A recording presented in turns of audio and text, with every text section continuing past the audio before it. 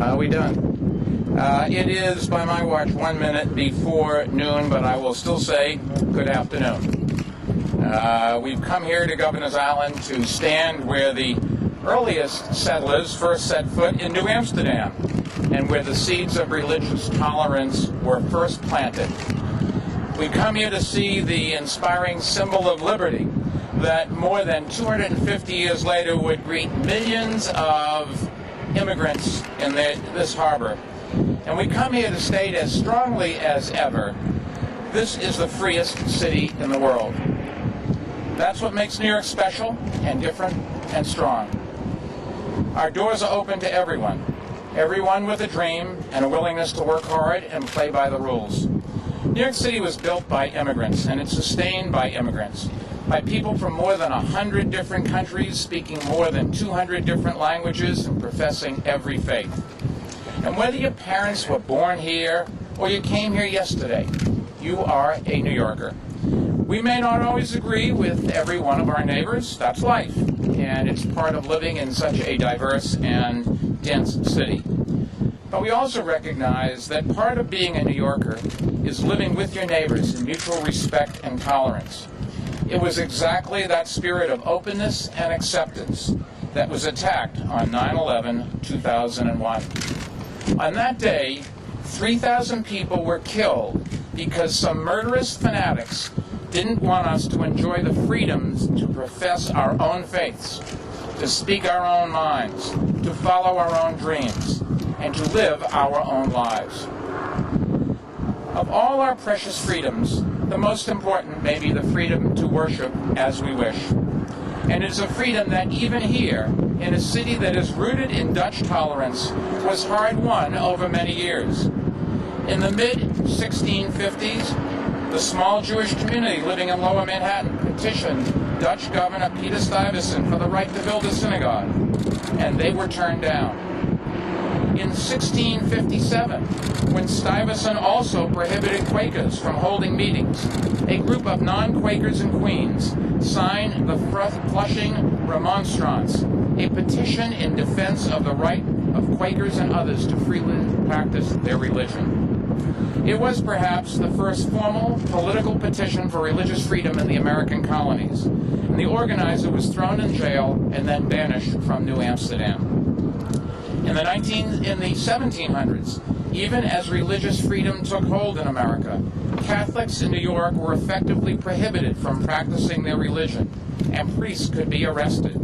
Largely as a result, the first Catholic parish in New York City was not established until the 1780s, St. Peter's on Barclay Street, which still stands just 1 block north of the World Trade Center site and 1 block south of the proposed mosque and community center. This morning, the city's Landmark Preservation Commission unanimously voted not to extend landmark status to the building on Park Place where the mosque and community center are planned.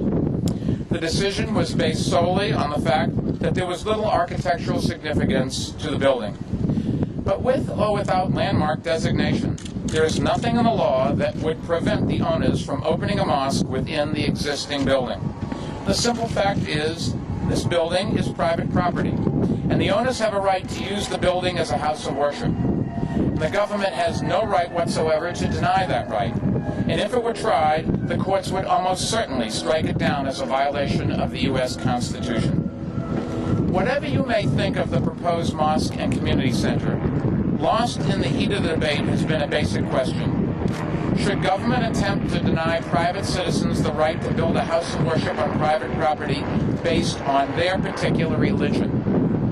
That may happen in other countries, but we should never allow it to happen here. This nation was founded on the principle that the government must never choose between religions or favor one over another. The World Trade Center site will forever hold a special place in our city, in our hearts. But we would be untrue to the best part of ourselves and who we are as New Yorkers and Americans if we said no to a mosque in Lower Manhattan. Let us not forget that Muslims were among those murdered on 9/11, and that our Muslim neighbors grieved with us as New Yorkers and as Americans. We would betray our values and play into our enemies' hands if we were to treat Muslims differently than anyone else. In fact, to cave to popular sentiment would be to hand a victory to the terrorists, and we should not stand for that. For that reason, I believe that this is an important test of the separation of church and state, as we may see in our lifetimes, as important a test, and it is critically important that we get it right. On September 11th, 2001, thousands of first responders heroically rushed to the scene and saved tens of thousands of lives. More than 400 of those first responders did not make it out alive. In rushing into those burning buildings, not one of them asked, "What God do you pray to? What beliefs do you hold?" The attack was an act of war, and our first responders defended not only our city, but our country and our Constitution. We do not honor their lives by denying the very constitutional rights they died protecting. We honor their lives by defending those rights and the freedoms that the terrorists attacked. Of course, it is fair to ask the organizers of the mosque to show some special sensitivity to the situation, and in fact, their plan envisions reaching beyond their walls and building an interfaith community. But doing so, it is my hope that the mosque will help to bring our city even closer together and help repudiate the false and repugnant idea that the attacks of 9/11 were in any ways consistent with Islam. Muslims are as much a part of our city and our country as the people of any faith, and they are as welcome to worship in Lower Manhattan as any other group. In fact, they have been worshiping at the site for the better part of a year, as is their right. The local community board in Lower Manhattan voted overwhelmingly to support the proposal, and if it moves forward, I expect the community center and mosque will add to the life and vitality of the neighborhood and the entire city. Political controversies come and go, but our values and our traditions endure, and there is no neighborhood in this city that is off limits to God's love and mercy, as the religious leaders here with us can attest. Our City Council, Christine Quinn, has been a great champion, as you know, for equal rights for all. Chris, would you say a few words? Thank you, Mr. Mayor. Thank you very much, Mr. Mayor, for those important and eloquent comments. I also want to thank the Landmarks Preservation Commission for making